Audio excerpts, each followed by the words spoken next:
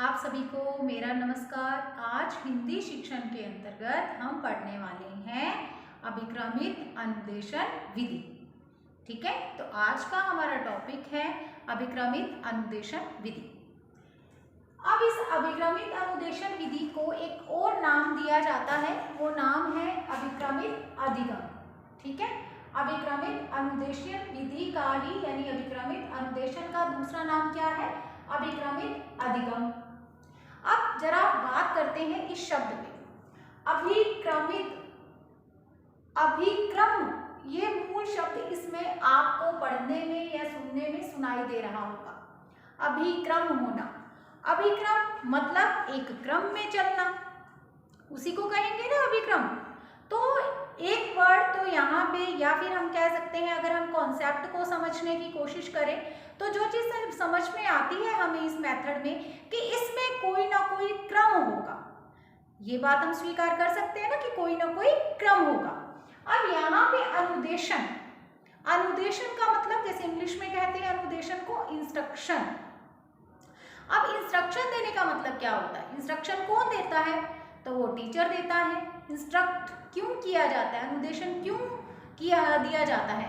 ताकि हम सामने वाले से जब कोई काम करवाना चाहते हैं तो हम उसको उसकी प्रोसेस से रूबरू कराते हैं कि ये काम आपने इस तरह से करना है। तो यानी कि एक क्रम में किसी को अनुदेशित किया जा रहा है, ऐसा इसका मतलब निकल करके सामने आता है। इसके साथ ही इसका नाम है अभिक्रमित अधिगम। अधिगम क्या होता है बच्चों? तो अधिगम का मतलब है सीखना, वही होता है ना। तो हमने कैसे सिखाना है बच्चे को? क्रम में सिखाना है, ये समझ में आ रहा है। यानी हमने एक क्रम में उसे अनुदेशन देना है या अनुदेशित करना है उसे, या फिर अभिक्रम में चलते हुए, एक क्रम में चलते हुए उसे अधिगम कराना है, उसे सिखाना है। तो ऐसा इसका कॉन्सेप्ट हमें समझ में आता है केवल मात्र नाम को पढ़ करके। ठीक है, उसके बाद मैं आपको ये बता दूं कि यहाँ पे आपको जो लिखा हुआ है वो ये कहना चाहते हैं कि सबसे पहला प्राचीन काल में इस विधि का प्रयोग करने वाला जो व्यक्ति थे, जो प्रवर्तक थे, प्रवर्तक नहीं कह सकते, जो सबसे पहले प्रयोग करने वाले थे वो थे सुकरात। सुकरात का नाम आप सभी ने सुना है। सुकरात ने कौन सी विधि या कौन सी प्रणाली दी थी? तो प्रश्नोत्तर प्रणाली दी थी। ये भी आपको पता होगा, नहीं पता है तो याद कर लो, अब पता चल गया है, क्योंकि ये भी परीक्षा में पूछा जाता है। ठीक है, अभी अभिक्रमित अनुदेशन विधि हम पढ़ रहे हैं, मैं बात तो उसी पे ही करूंगी, लेकिन मैं बता देती हूँ आपको कि शिक्षण विधियों के अंतर्गत कोई भी विधि देकर के पूछी जा सकती है कि ये किसने दी है। तो प्रश्नोत्तर विधि या प्रश्नोत्तर प्रणाली किसकी देन है? वो है सुकरात की देन।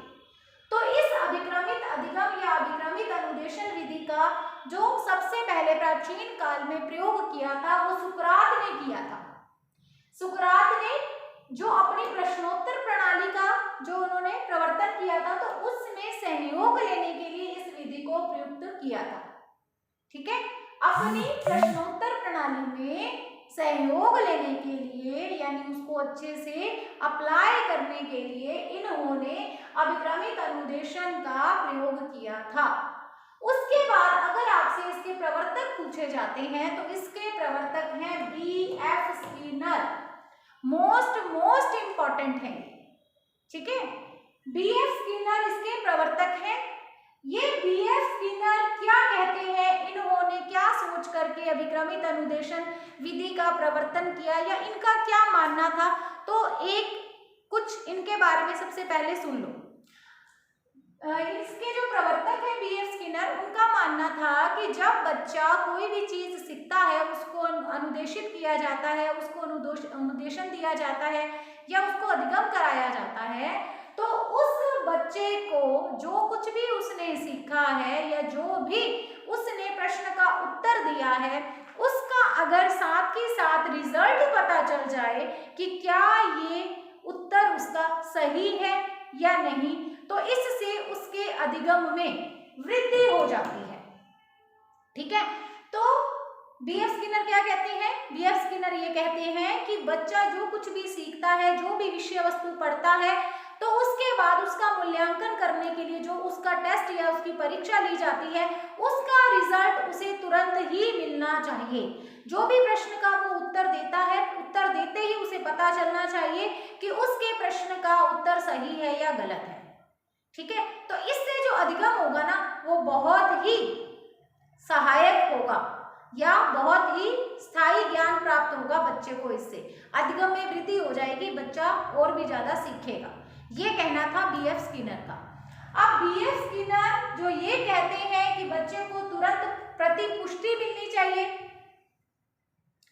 तुरंत उसे उत्तर प्राप्त होना चाहिए कि उसका उत्तर सही है या गलत है। तो उन्होंने शैक्षिक यंत्र का आविष्कार किया था 1950 में। आपके सामने लिखा हुआ है, बीएफ स्किनर ने 1950 में एक शैक्षिक यंत्र का आविष्कार किया। किसकी सहायता से? तो इन्होंने जो ये शैक्षिक यंत्र जो बनाया था उसकी सहायता से इन्होंने ये अभिक्रमित अनुदेशन जो देने का काम है, ये शैक्षिक यंत्र क्या करता था? अभिक्रमित अनुदेशन देता था। मतलब ये क्या करता था? बच्चे को उसके प्रश्न का उत्तर सही है या नहीं है इस आधार पर उसे तुरंत प्रतिपुष्टि देता था। तुरंत पता चल जाता था बच्चे को कि वो जो कह रहा है, जो उत्तर उसने दिया है प्रश्न का, वो सही है या नहीं है। अब इस तरह से इस शैक्षिक यंत्र ने ना शैक्षिक जगत में कह सकते हो कि एकदम धूम मचा दी। बहुत ही अच्छे रिजल्ट्स आए बच्चे के अधिगम के, और इसके बाद इसे शिक्षा के क्षेत्र में स्वीकार कर लिया गया इस विधि को। और शिक्षा के क्षेत्र में अगर हम अभिक्रमित अनुदेशन विधि को लाने की जो श्रेय की बात करें तो वो बीएफ स्किनर को जाता है, क्योंकि यही इसके प्रवर्तक हैं। और इसमें इनके जो सहायक रहे वो थे डॉक्टर प्रेसी।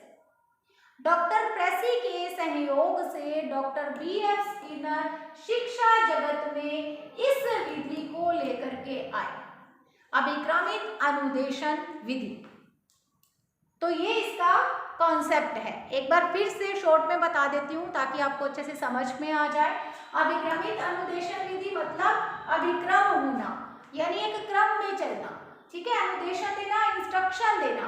अनुदेशन क्यों दिया जाता है? अधिगम कराने के लिए अनुदेशन दिया जाता है, इंस्ट्रक्शंस दी जाती हैं।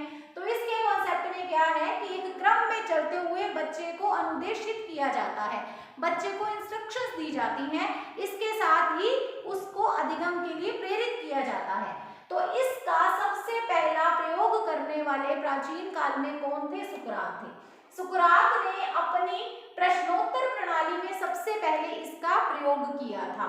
इसके बाद इसके प्रवर्तक की बात करें तो इसके प्रवर्तक हैं बीएफ स्किनर। बीएफ स्किनर का ये मानना था कि बच्चे को एक क्रम में सिखाते हुए हमें बच्चे के द्वारा प्रश्न का उत्तर दिए जाने पर उसे तुरंत प्रतिपुष्टि देनी है। अगर बच्चे को उसका रिजल्ट या फिर उसकी प्रतिपुष्टि तुरंत मिल जाती है, उसको ये पता चल जाता है कि उसके द्वारा दिया गया प्रश्न का उत्तर सही है या गलत है, तो इससे वो बच्चा जल्दी से सीख जाता है, उसके अधिगम में वृद्धि हो जाती है। इसी को लेकर के या इसी को आगे बढ़ाते हुए 1950 को उन्होंने शैक्षिक यंत्र का आविष्कार किया। ये शैक्षिक यंत्र ऐसा था जिसमें बच्चा प्रश्न का उत्तर देता था तो उसे तुरंत प्रतिपुष्टि प्राप्त होती थी, उसे पता चल जाता था कि उसके प्रश्न का उत्तर सही है या गलत। तो 1950 में अपने इस शैक्षिक यंत्र के सहयोग से इन्होंने अपनी जो ये सोच थी कि एक क्रम में सिखाना है और तुरंत प्रतिपुष्टि देनी है जिससे कि अधिगम में वृद्धि होगी, उसको और भी अधिक प्रभावी तरीके से समाज के सामने प्रस्तुत किया। और इसके बाद इसको एक विधि के रूप में, जो ऐसा करना सही हुआ, तब बीएफ स्किनर ने इसे एक विधि के रूप में समाज के सामने लाए हो, अभिक्रमित अनुदेशन विधि। और यहाँ पे शिक्षा के जगत में उनको इस विधि में या इस विधि के प्रतिपादन में या फिर इसका श्रेय जो इन्हें मिला तो उसमें इनका सहयोग दिया डॉक्टर प्रेसी ने। ठीक है, तो ये इसका कॉन्सेप्ट हो गया है अभिक्रमित अनुदेशन विधि का। अब हम करेंगे अभिक्रमित अनुदेशन विधि की कुछ परिभाषाएं। इन परिभाषाओं को पढ़ने से हमें इसके कॉन्सेप्ट को समझने में और भी अधिक मदद मिलेगी। सबसे पहली परिभाषा है फ्रेड स्टोफेल के अनुसार। फ्रेड स्टोफेल ज्ञान के छोटे छोटे घटकों की तार्किक क्रम में व्यवस्था की अभिक्रिया है तथा इस प्रकार की संपूर्ण प्रक्रिया विधियां अभिक्रमित अधिगम कहलाती हैं। तो फ्रेड्स टोफेल क्या कहते हैं? ये कहते हैं अभिक्रमित अनुदेशन विधि के बारे में कि ये क्या है, ज्ञान के छोटे छोटे घटकों की तार्किक क्रम में व्यवस्था है। अब मैं आपको एक बात बता दूं, ये डेफिनेशंस हम कर रहे हैं, वैसे तो मैं हमेशा ही आपको बताती हूँ, आप जब भी शिक्षण विधियों के अंतर्गत कोई भी विधि होगी उसे पढ़ेंगे तो उससे संबंधित परिभाषाएं भी परीक्षा में आपके लिए एक इम्पोर्टेंट रोल प्ले करती हैं। देखिए, अगर आप निबंधात्मक परीक्षा दे रही हैं, यानी अगर आप फर्स्ट ईयर में हैं, सेकंड ईयर में हैं बीएड के, तो वहां पे जब आप पेडागोगी ऑफ हिंदी शिक्षण के अंतर्गत जब भी निबंधात्मक परीक्षा दोगे तो वहां पे क्या होगा, आप अगर अपने प्रश्न का उत्तर परिभाषा लिख करके देते हैं तो वो बहुत ही प्रभावी उत्तर माना जाएगा, आपको अच्छे मार्क्स मिलेंगे। इसके साथ ही जब हम तैयारी करते हैं कॉम्पिटिशन्स की, प्रतियोगी परीक्षाओं की, तो वहां पे जहां ऑब्जेक्टिव टाइप क्वेश्चन आते हैं तो आपको परिभाषा दे करके पूछा जाता है कि ये परिभाषा किसने दी है। तो दोनों ही नजरिए से जो भी शिक्षण विधियां आप पढ़ते हैं, आपके सिलेबस में हैं, उनकी परिभाषाएं, डेफिनेशंस आपके लिए इम्पोर्टेंट हो जाती हैं। चलो, ये तो बात हो गई। और अब हम पढ़ रहे थे फ्रेड्स टोफेल के अनुसार अभिक्रमित अनुदेशन की कौन कौन सी बातें उन्होंने बताई है। तो वो क्या कहते हैं इस विधि के बारे में? ये कहते हैं कि इसमें ज्ञान के छोटे छोटे घटकों की तार्किक क्रम, यानी एक लॉजिक होता है इनमें, और लॉजिकली अगर हम किसी क्रम की बात करें तो वो होता है क्रम सरल से कठिन की ओर। पहले बच्चे को आसान चीज बताई जाए जिसके बारे में वो पहले से जानता है, और धीरे धीरे उसे कठिन विषय वस्तु की ओर ले जाया जाए। तो सरल से कठिन का एक तार्किक क्रम रहता है इसमें, और फिर इसमें व्यवस्था की जाती है, तथा इस प्रकार की जो पूरी प्रक्रिया होती है उसी को ही हम अभिक्रमित अधिगम कहते हैं। उसके बाद दूसरी डेफिनेशन देखिए आपके सामने है सुसान माइकल के अनुसार। अब सुसान माइकल क्या कहते हैं? अभिक्रमित अधिगम व्यक्तिक अनुदेशन की एक ऐसी विधि है जिसमें विद्यार्थी स्वयं को संलग्न करते हुए अपनी गति के अनुसार अग्रसर होता है एवं उसे परिणामों की जानकारी भी तुरंत मिल जाती है। अब इस डेफिनेशन के द्वारा भी आपको बहुत कुछ अभिक्रमित अनुदेशन के बारे में जानने को मिलेगा। देखिए स्टूडेंट्स, सुसान माइकल ये कहते हैं कि अभिक्रमित अधिगम व्यक्तिक अनुदेशन मतलब व्यक्तिगत का मतलब क्या होता है? व्यक्तिगत, ठीक है, व्यक्तिगत अनुदेशन। व्यक्तिगत और सामूहिक में क्या फर्क होता है? एक तो बच्चा समूह में सीखता है तो हम उसे कहते हैं सामूहिक, और जब बच्चा व्यक्तिगत रूप से यानी अपने अनुसार, अपनी गति के अनुसार, अपनी विशेषताओं के अनुसार सीखता है तो उसे हम कहते हैं व्यक्तिक अध्ययन या व्यक्तिगत अध्ययन। तो उसे व्यक्तिगत रूप से अनुदेशन दिया जाना है। अनुदेशन के बारे में यहाँ पे मैं इसके बारे में आपको शुरू में ही बता चुकी हूँ कॉन्सेप्ट में। अनुदेशन क्यों दिया जाता है, किसके द्वारा दिया जाता है, अनुदेशन का मतलब क्या होता है? तो अनुदेशन का मतलब होता है किसी को इंस्ट्रक्ट करना, यानी अनुदिशा मतलब किसी दिशा में आगे बढ़ाना। कि बच्चे को किस दिशा में आगे बढ़ाना है, इसकी जिम्मेदारी किस पे होती है? शिक्षक पर। तो कक्षा शिक्षण के दौरान अनुदेशन का कार्य किसके द्वारा किया जाता है? तो अनुदेशन का कार्य किया जाता है बच्चों शिक्षक के द्वारा। तो यहाँ पे क्या समझ में आता है हमें फिर इस लाइन के माध्यम से कि अभिक्रमित अधिगम क्या है? एक व्यक्तिक अनुदेशन की विधि है। व्यक्तिक अनुदेशन का काम शिक्षक के द्वारा किया जाना है। तो इसका मतलब क्या हुआ कि अध्यापक व्यक्तिगत रूप से अर्थात एक बच्चे को अनुदेशन देगा। यही समझ में आ रहा है ना? तो चलो एक चीज और कॉन्सेप्ट के अंतर्गत क्लियर हो गई कि जिस तरह से वहां देखा था कि एक क्रम होना जरूरी है, इसके नाम से ही पता चल जाता है कि एक क्रम होगा, एक सीक्वेंस होगा, तो वो होना जरूरी है। इसके साथ ही यहाँ पे हमें ये भी पता चल गया है स्टूडेंट्स कि इसके अंतर्गत हमारा क्या होगा,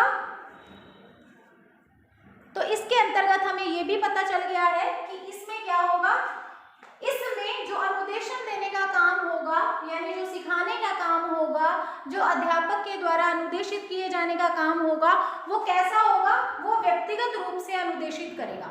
ठीक है, इसके साथ ही इसमें यानी अपने आप को क्या करेगा, इन्वॉल्व करेगा।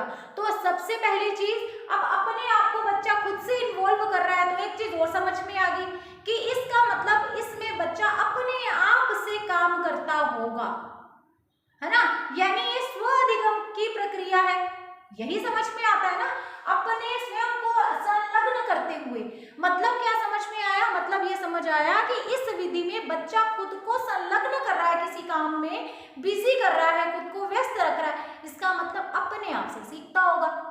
इसीलिए उसने खुद को, अपने आप को बिजी रख रखा है या संलग्न रख रखा है। ठीक है, ये चीज भी समझ में आ गई। एक तो ये समझ में आ गया कि इसमें एक क्रम होता है, दूसरी चीज ये समझ में आ गई कि इसमें एक तार्किक क्रम जो ऊपर बात करी है उसमें छोटे छोटे घटक होते हैं, यानी छोटे छोटे पद होते हैं। और मैं आपको बता दूं, बाद में मैं कहीं बताना भूल ना जाऊं, जहां कहीं भी आपसे पूछा जाए कि छोटे छोटे पदों द्वारा किस विधि में सिखाया जाता है, तो जैसे ही आप नाम सुनो ना, छोटे छोटे पद या लघु पदों के सिद्धांत की पालना, छोटे या लघु से पदों के सिद्धांत की पालना कौन सी विधि में की जाती है, तो भले ही ऑप्शन मत पढ़ना और सीधा कर देना अभिक्रमित अनुदेशन विधि। ठीक है, इसका दूसरा नाम ही है लघु पदों की व्यवस्था होती है। इसमें छोटे छोटे या लघु पदों के सिद्धांत की पालना होती है अभिक्रमित अनुदेशन विधि में। तो अगर नहीं भी पढ़ोगे ना, नहीं भी जानोगे, अगर ऑप्शन नहीं पढ़ोगे, तब भी जैसे ही लघु पद, छोटे पद ऐसा कुछ देखो, तो इसका मतलब आपके दिमाग में आना चाहिए कि ये अभिक्रमित अनुदेशन विधि है। तो एक तो अभिक्रम होगा, एक छोटे छोटे पद होंगे, छोटे छोटे पदों में तार्किक क्रम में चलेंगे, और तीसरी चीज जो इसकी विशेषता में है वो है कि ये व्यक्तिगत अनुदेशन की विधि होगी। ठीक है, व्यक्तिगत अनुदेशन होगा, व्यक्तिगत रूप से अनुदेशित किया जाएगा अध्यापक के द्वारा बच्चे को, और इसके बाद बच्चा क्या करेगा, स्व अधिगम, यानी अपने आप से सीखेगा, खुद से सीखेगा, अपनी गति के अनुसार। आ गया ना, कैसे सीखता है, इसमें अपनी गति के अनुसार सीखता है, अग्रसर होता है यानी आगे बढ़ता है। और फिर मैंने कॉन्सेप्ट में जो बात बताई थी, एवं उसे परिणामों की जानकारी भी तुरंत मिल जाती है। उसका क्या परिणाम रहा, उसके द्वारा प्रश्न का उत्तर जो दिया गया है वो सही है या गलत है, उसे तुरंत प्रतिपुष्टि मिलती है, उसे तुरंत पता चलता है कि उसके द्वारा दिया गया उत्तर सही है या गलत है। ठीक है, तो इस तरह से ये है सुसान माइकल के अनुसार दी गई डेफिनेशन। देखो यहाँ पे हम डेफिनेशन भी पढ़ रहे हैं और साथ साथ में इस विधि के बारे में कुछ नया भी जान रहे हैं। मैंने बताया था ना, एक तो परिभाषा वैसे ही हमारे काम की है, हम परिभाषा जो है अभी मैंने बताया कि अगर ऑब्जेक्टिव टाइप परीक्षा देंगे तो उसमें हमें परिभाषा दे करके पूछा जाएगा कि ये परिभाषा किसके द्वारा दी गई है, किसने लिखी है, किसने दी है। और अगर हम सब्जेक्टिव लिखेंगे तो जब प्रश्न का उत्तर लिखेंगे तो साथ में अगर एक आधी डेफिनेशन लिखेंगे तो हमें बहुत अच्छे मार्क्स मिल सकते हैं। ठीक है, तो इस तरह से एक तो परिभाषाएं हम अच्छे से सीख रहे हैं, दूसरा इस विधि के बारे में हमारा कॉन्सेप्ट और भी ज्यादा स्ट्रॉन्ग होता जा रहा है, हमें और भी ज्यादा इस विधि में क्या क्या चीजें होती हैं वो समझ में आ रही हैं। उसके बाद जो तीसरी डेफिनेशन आपके सामने है, तीसरी परिभाषा आपके सामने है, वो है डेल एजर के अनुसार। अब डेल एजर क्या कहते हैं, अभिक्रमित अनुदेशन एवं क्रमबद्ध पद से पद तक स्व शिक्षण कार्यक्रम है। अभिक्रमित अनुदेशन क्या है, पद से पद तक। यहाँ पे एक कर लो, ये है ना एक, ठीक है। अभिक्रमित अनुदेशन एक क्रमबद्ध पद से पद तक स्व शिक्षण कार्यक्रम है। अभी मैंने थोड़ी देर पहले आपको क्या बताया, लघु पदों का सिद्धांत, छोटे छोटे पदों का सिद्धांत अभी मैंने बताया था ना। तो इससे क्या मतलब समझ में आता है, तीसरी वाली जो आपके सामने डेफिनेशन है, देखो डेल एजर क्या कहते हैं, अभिक्रमित अनुदेशन एक क्रमबद्ध, तो क्रम तो पहले से ही पता चल गया, जैसे ही मैंने ये विधि पढ़ानी शुरू की तो मैंने इसके नाम पे बात कर दी। ठीक है, तो इसका मतलब इस विधि में एक क्रम में फिर शिक्षण कराया जाता है। तो एक क्रमबद्ध पद से पद तक, मैंने बोला लघु पदों का सिद्धांत, है ना, यहाँ पे भी आया छोटे छोटे घटकों या फिर पद जिन्हें कह सकते हैं हम। ठीक है, तो एक क्रमबद्ध पद से पद तक, एक पद से दूसरे पद तक जाना है, तो फिर ये भी समझ में आया कि एक पद ही नहीं होगा, बहुत सारे पद होंगे, बहुत सारे छोटे छोटे घटक होंगे, ये भी समझ में आ जाता है इस बात से। छोटे पद से पद तक स्व शिक्षण कार्यक्रम है। यानी अपने आप से शिक्षण करना है, खुद से शिक्षण करना है। वैसे तो ये बात यहाँ ही समझ में आ गई थी, जहाँ विद्यार्थी स्वयं को संलग्न करते हुए अपनी गति के अनुसार अग्रसर होता है, तो वो मैंने बताया था ना, वो क्या कर रहा है, वो खुद से सीख रहा है, स्व शिक्षण हो रहा है। और ये तो क्लियर ही कर रहे हैं तीसरी वाली परिभाषा में, डेल एजर ये क्या कह रहे हैं, ये स्व शिक्षण कार्यक्रम है जो पूर्व निर्धारित व्यवहार के अधिगम को सुनिश्चित करता है, जो पूर्व निर्धारित व्यवहार के अधिगम को सुनिश्चित करता है। पूर्व निर्धारित मतलब किसके लिए निर्धारित, बच्चे के लिए पूर्व निर्धारित, कि बच्चे ने ऐसा व्यवहार करना है, ऐसा उसको हम सिखाना चाहते हैं। तो कौन ये डिसाइड करेगा कि बच्चे को सिखाने के बाद या बच्चे को इस विधि से पढ़ाने के बाद उसके व्यवहार में क्या क्या चीजें आ जाएंगी, तो ये शिक्षक ही करता होता है ना ये काम। तो शिक्षक ये विधि यूज करने से पहले, इस विधि से पढ़ाने से पहले अपने माइंड में ये क्लियर करके चलेगा कि मेरे इस टॉपिक को इस विधि से जब मैं पढ़ा दूंगा, बच्चों को व्यक्तिगत अनुदेशन करा दूंगा, बच्चों को छोटे छोटे पदों में ये चीज सिखा दूंगा, तो उससे उनके व्यवहार में क्या परिवर्तन आ जाएगा या फिर उनका अधिगम कितना हो पाएगा, कैसा हो पाएगा, ये सुनिश्चित पहले से ही होता है। ठीक है, क्योंकि टॉपिक पहले से डिसाइड होगा, फिर इस मेथड का प्रयोग किया जाएगा। तो जैसे हम कहते हैं ना कि शिक्षा का क्या लक्ष्य उद्देश्य के अंतर्गत आता है ना, बालक का सर्वांगीण विकास करना, या अधिगम का मतलब क्या होता है, सीखना, अर्थात उसके व्यवहार में परिवर्तन लाना। यही मानते हैं ना कि हम उसके व्यवहार में क्या लेकर के आएंगे, परिवर्तन लेकर के आएंगे। अब ये जो परिवर्तन हमने उसके व्यवहार में लेकर के आना है, वो कौन सा परिवर्तन है, जब वो वाला परिवर्तन है जब हम उसको अपने सब्जेक्ट का कोई टॉपिक इस मेथड से पढ़ा देंगे और फिर देखेंगे कि उसके व्यवहार में क्या अंतर आ रहा है या उसके व्यवहार को कौन सी दिशा मिल रही है। तो यहाँ पे देखो डेफिनेशन भी पढ़ी है हमने, और इसके साथ साथ ही इन डेफिनेशंस ने, इन परिभाषाओं ने हमारे ये अभिक्रमित अनुदेशन के कॉन्सेप्ट को, इसकी अवधारणाओं को और भी ज्यादा क्लियर कर दिया है। बहुत सारी चीजें हमें समझ में आ गई हैं इन डेफिनेशंस के द्वारा अभिक्रमित अनुदेशन विधि के बारे में। ठीक है, एक बार फिर से इनको देख लेते हैं। मैं बार बार कह रही हूँ, बहुत ही इंपॉर्टेंट है। आपको नजरिए भी बता दिया कि किस किस नजरिए से ये इंपॉर्टेंट है, और आपने भी इनको महत्वपूर्ण इंपॉर्टेंट समझ करके ही पढ़ना है। ठीक है, फ्रेड स्टोफिल क्या कहते हैं, ज्ञान के छोटे छोटे घटकों की तार्किक क्रम में व्यवस्था की अभिक्रिया है तथा इस प्रकार की संपूर्ण प्रक्रिया क्या कहलाती है, अभिक्रमित अधिगम कहलाती है। इसके बाद देखिए सुसान माइकल क्या कहते हैं इसके बारे में, अभिक्रमित अधिगम व्यक्तिगत अनुदेशन की एक ऐसी विधि है जिसमें विद्यार्थी स्वयं को संलग्न करते हुए अपनी गति के अनुसार अग्रसर होता है एवं उसे परिणामों की जानकारी भी तुरंत मिल जाती है। डे लेजर क्या कहते हैं इसके बारे में, डे लेजर कहते हैं अभिक्रमित अनुदेशन एक क्रमबद्ध पद से पद तक, एक पद से अगले पद तक, यानी कि बहुत सारे पद होंगे, स्व शिक्षण कार्यक्रम है जो पूर्व निर्धारित व्यवहार के अधिगम को सुनिश्चित करता है। यानी पूर्व में निर्धारित किसके द्वारा किया जाएगा, बच्चे का व्यवहार शिक्षक के द्वारा किया जाएगा, क्योंकि अधिगम का मतलब ही क्या है, व्यवहार में परिवर्तन लाना। और इसका मैंने दूसरा नाम ही आपको बता दिया था, अभिक्रमित अधिगम भी कहते हैं अभिक्रमित अनुदेशन विधि को। और यहाँ पे भी देखो पहली वाली डेफिनेशन में यही वाला नाम आया है, अभिक्रमित अधिगम कहलाती है। ठीक है, तो अभिक्रमित अनुदेशन हो या अभिक्रमित अधिगम हो, दोनों का ही मतलब एक ही मेथड के बारे में वहां पे बात हो रही है, दोनों अलग अलग नहीं है। तो आज की क्लास में स्टूडेंट्स हमने अभिक्रमित अनुदेशन विधि के कॉन्सेप्ट को अच्छे से जान लिया। कॉन्सेप्ट को जानने के साथ साथ ही हमने डेफिनेशन और फिर डेफिनेशन के द्वारा भी कॉन्सेप्ट को और भी अच्छे से जानने का प्रयास किया। उम्मीद करती हूँ कि आपको ये विधि का जो कॉन्सेप्ट है वो समझ में आ गया होगा। तो बच्चों अभी इसके बारे में केवल इतना ही नहीं है, बहुत ही इम्पोर्टेंट विधि है, फिर से एक बार और कह दिया है, इसको भी ऐड कर लेना। फिर से इम्पोर्टेंट बताया है क्योंकि सच में ये इम्पोर्टेंट है, हर एक परीक्षा में इसमें से प्रश्न आता ही आता है।